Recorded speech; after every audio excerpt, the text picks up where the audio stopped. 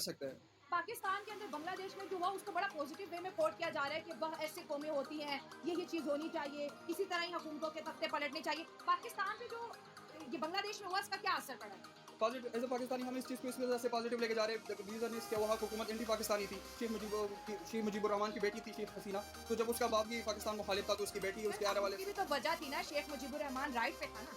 वो राइट पे था बीइंग अ पाकिस्तानी। इसके बड़े it's a long very debate but मैं इसमें जाना आखिर बांग्लादेश भी पाकिस्तान का हिस्सा है। तीस्ता रिवर का प्रोजेक्ट दे दिया जाता है भारत को और फिर लोगों ने चढ़ाई कर दी शेख हसीना के घर पे, जो ऑफिशियल प्राइम मिनिस्टर थे उसके ऊपर चढ़ा। शेख हसीना ने बांग्लादेश छोड़ दिया और लोगों का कहना है कि अगर पर लैंड कर चुका है। ये वही बंगा बंधु है जिसने ईस्ट पाकिस्तान को बांग्लादेश बनाया था। भूलना नहीं है कि वही बंगा बंधु है जिसने ईस्ट पाकिस्तान को बांग्लादेश बनाया। एक छोटा मोटा फैक्टर अमेरिका का भी है। अमेरिका भी नाखुश था और आज भी है। अमेरिका भी नाखुश पे में प्रॉपर चल सके ना बांग्लादेश, क्योंकि वहाँ पे भी 1974 में आई थिंक बहुत ज़्यादा इस तरीके से सिचुएशन रही। फिर 1986 के अराउंड ये सिचुएशन रही। अब 2024 में फिर से वहाँ पे ये समझना सिचुएशन के गवर्नमेंट ने इंटरम जो उनकी एस्टैब्लिशमेंट ने इंटरम गवर्नमेंट बना नहीं चाहता बट मैं एज अ पाकिस्तानी सोचूंगा वो पाकिस्तान के खिलाफ ही जो पाकिस्तान के खिलाफ है मैं उसके खिलाफ हूँ। मुझे रीज़न नहीं चाहिए, मुझे वजह सिर्फ मेरे लिए इट्स एनफ कि it's against Pakistan. What she is against Pakistan. लेकिन फैक्ट्स पे भी तो बात करनी चाहिए कि 1971 आखिर क्यों हुआ था, क्या वजह थी कि मशरकी पाकिस्तान एक नए मुल्क बांग्लादेश में बदल गया और उसके बाद फिर आप देखिए 1971 से लेके 2024 तक क्या वजह थी, कहाँ हम लैग किए कि हम बांग्लादेश के साथ वो दोस्ताना ताल्लुकात नहीं काम कर सके। इवन दो पाकिस्तान के आधे से ज्यादा इंडस्ट्री भी बांग्लादेश शिफ्ट हो चुकी है। ऐसा ही है, कुछ गलतियां 1971 में हुई, कुछ उस पार से कुछ इस पार से, लेकिन अब तक तो अलग को ठीक किया जा सकता था। गलती हमारी है, पेट्रियोटिक हम भी है लेकिन हम रॉन्ग और राइट को भी तो जज ऐसा ही करेंगे। है। लेकिन अगर उस साइड नमस्कार दोस्तों, मेरा नाम है विश्वनाथ। आज की बड़ी खबर, शेख हसीना जान बचाकर भारत में आई, किया बड़ा खुलासा। ये प्रोटेस्ट नहीं था, जमाते इस्लामी पाकिस्तानी ISI का हाथ था। शेख हसीना ने doctor Jaishankar, PM Modi, NSA, Doval इनके साथ मीटिंग की।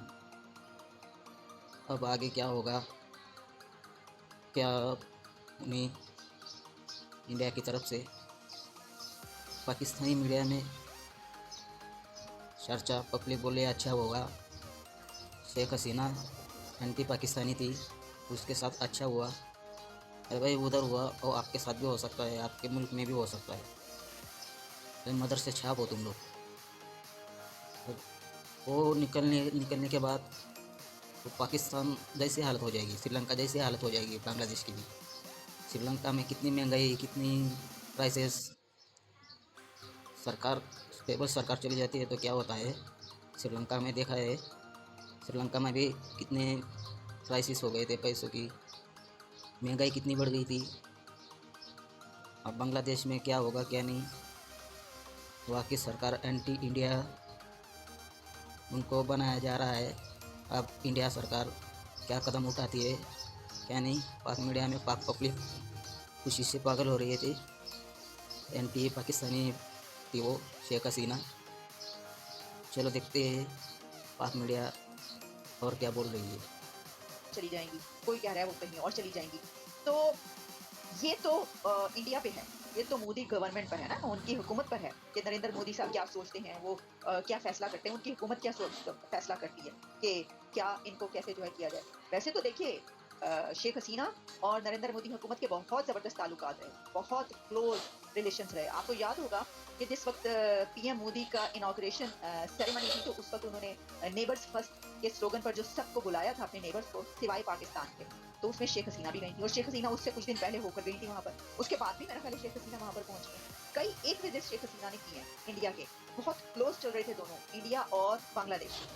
तो ये क्या सवाल हो रहा है कि ये कैसे हो गया, क्योंकि इंडिया तो कभी ये नहीं चाहेगा कि कहीं की डेमोक्रेसी डीरेल हो या कोई जो कू हो कहीं से, ठीक है। तो कह रहे हैं कि इसके पीछे कौन, ये जो बांग्लादेश के अंदर कू कराने की कोशिश की गई है या डेमोक्रेसी डीरेल करने की कोशिश की गई है, या शेख हसीना जो हुकूमत है जो वहाँ पर वो हुआ है। तो प्रोटेस्ट तो हुए हैं वो अपनी जगह पर कि ये सब के पीछे प्रोटेस्ट हैं, जैसे कि मैंने आपको भी दिखाया कि वहाँ पे क्या हुआ।